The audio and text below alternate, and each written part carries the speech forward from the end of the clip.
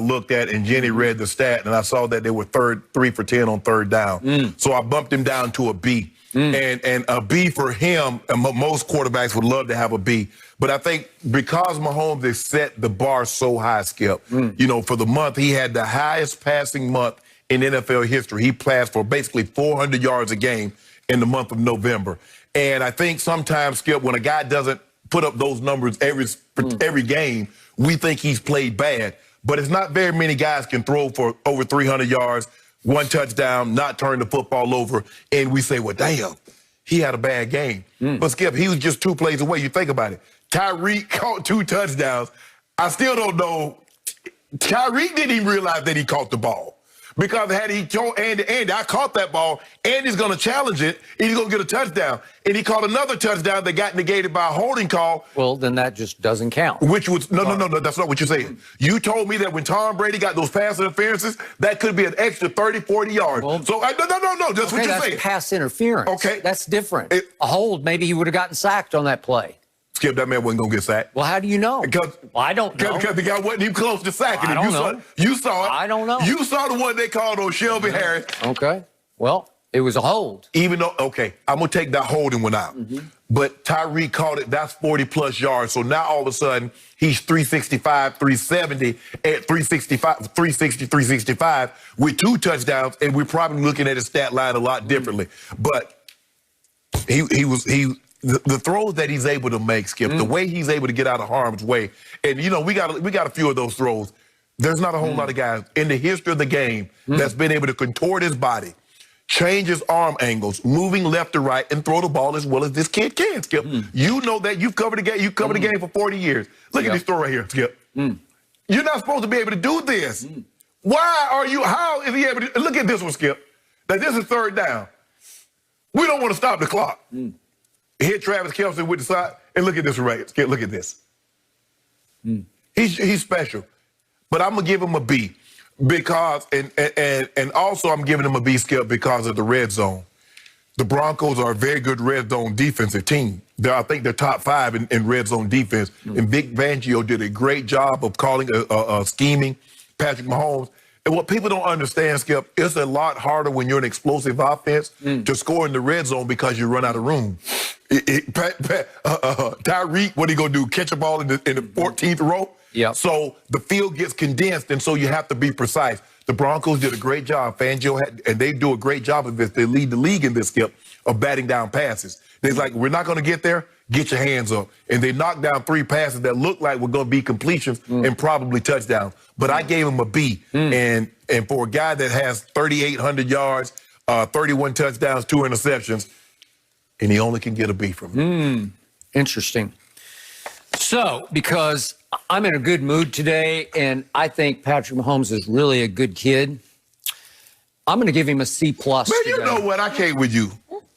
I mean, you need to stop grading. So I need somebody across the table for me to explain to me how the greatest thrower of the football ever, says you, about Patrick Mahomes, with the 2 best weapons, not one, but the 2 best weapons in all of pro football, says me, and obviously Kelce and Tyreek, against a defense coming into this game, Denver's defense, that ranked 24th in points allowed. How did you have to scratch and claw to get all the way up to 22 points? Because, Skip, you look at the month. They like, okay, they had to go division opponent, and Las Vegas Raiders came down. Now you go on the road and you go to Tampa. Okay, you get Broncos sandwiched in there. You're like, oh, we got these guys. Even though it's a division opponent, we got these guys. And now they're back on the road again. Where, Skip? Miami and New Orleans. So clearly they were like, oh, man. Looking ahead. But they got it. Over a division opponent, a team, a franchise for which you used to play. I did. And you used to hate Kansas City. Now you love Kansas City. No. I don't love Kansas City, but my homeboy. My homeboy last night gets a C+ because, to your point, he and his offense went 3 of 10 on third down. At Denver, against this same defense, they went 0 for 8 on third down. So this transcendent thrower of the football, greatest thrower of the football ever, this year went 3 for 18 on third down against the Denver Broncos, ranked 24th in points allowed. Is that good?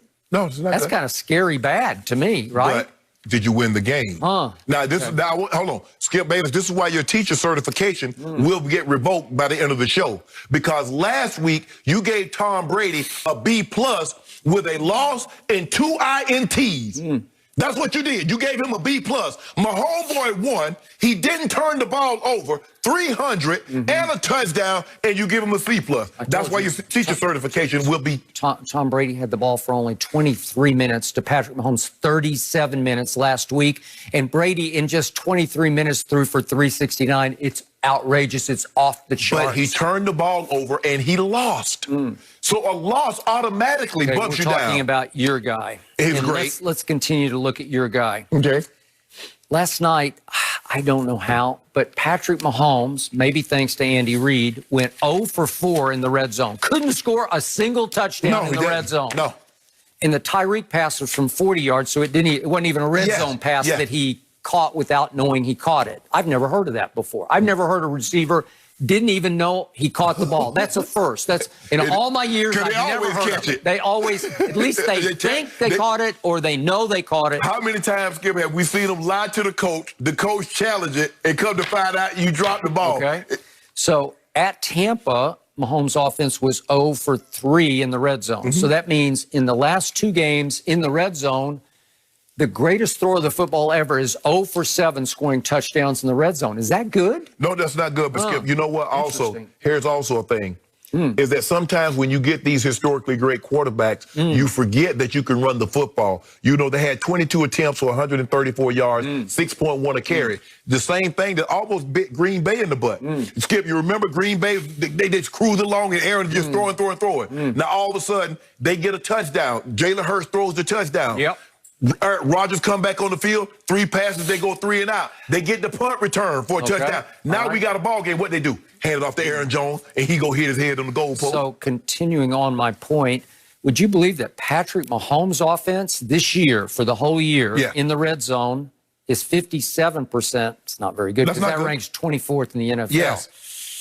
What am I supposed to do with that? Well, Skip, That's not very good. Do you realize if they were a top, let's just say they were top 10 in the red zone, they would average probably 45 points. Skip, you can't have everything. Oh, okay. So what do we see from Patrick Mahomes over the last 4 games? Tell me his numbers. Tell me his numbers. Go tell me his numbers. We're talking about the wins. Okay, yeah, good. So he won by 2 at home over Teddy Bridgewater. Okay. And then at Las Vegas, he barely won by 4 with a late touchdown. I'll give you that. Then at Tampa Bay, he pulled it out by 3. Yeah. And then last night, he beat the 24th ranked defense in points allowed by 6. That means 4 straight games you've averaged winning the game by 3.8 points per game. That is not great. What happened? I thought he was the god. I thought the objective was to win the game. Wow. So this team is really struggling. I give you the record, but man, they are struggling to win these games. With Patrick Mahomes. You know this is not the Euro League where you get added bonuses if you win by more goals than not. That's not how it works in football. A win is a win. All I know is over my many years of watching, studying, covering pro football, this young man gets away with more nonchalant risks than any quarterback I have ever seen. What risk he takes? It's all this, I'm going to throw it sideways. I'm not going to look. I'm going to be running over here. I'm going to flip it over there. He gets away with things that are going to come back to haunt him over time because he got away with the throw with about 10, 20 left in that game. What kind of throw was it? We can see it. He throws one over the middle to Kelsey. He forces the ball to Kelsey like crazy, and Kareem Jackson cuts right in front and should have had it, and he's out of his mind. That would have changed that game. That was a 3-point game right there. It's just a bad idea because he's just sitting on it because they know he's going to throw it to Kelsey come hell or high water. Yes. He's just going to fire it to Kelsey any way, shape, or form because Kelsey is extraordinary. Kelsey will catch any and everything. Here's the thing, though, Skip. This kid gets another Super Bowl, Kelsey. He's going to have a compelling case as being the GOAT tight end. Well, all I know is that pass right there reminded me a whole lot of the 2 interceptions he threw late in the 3rd quarter and early in the 4th quarter in the Super Bowl. They remind me of the 2 interceptions your guy threw last week. The 2 interceptions your guy threw last week that helped us win the game. My guy's 6 out of 9 Super Bowls. Game over. No. See, you see what you did, Skip? Yeah, now, everybody else, that Skip Bayless tells me everybody else has to update their resume. Patrick Mahomes needs to update his resume. Aaron Rodgers needs to update his resume. But only Tom Brady gets to live in the past of winning 6 Super Bowls. When is he going to update his resume? I just made a compelling case that my homeboy is being wildly overrated by somebody across the table. If you don't mind me asking, Skip, you love the Bible. The Bible for you is QBR. Can you tell the people at home, because I'm not so sure my notes is correct, who leads the NFL in QBR this season? Yep. No. Yep, that's not his name. Well, who leads the NFL in QBR, Skip? Red zone? Shaky. Skip, who leads? He does. Who is he? Yeah, your guy. What is my guy's name? Yeah. Say his name. I don't need to say. Oh, so now you Destiny Child. You won't even say the girl's name. 0 for 7 in the red zone over the last 2 games. Say his name. 3.8 points a game margin. If you don't mind me asking. 4 games. Say his name. Say his name. Who is that guy? If I'm not mistaken.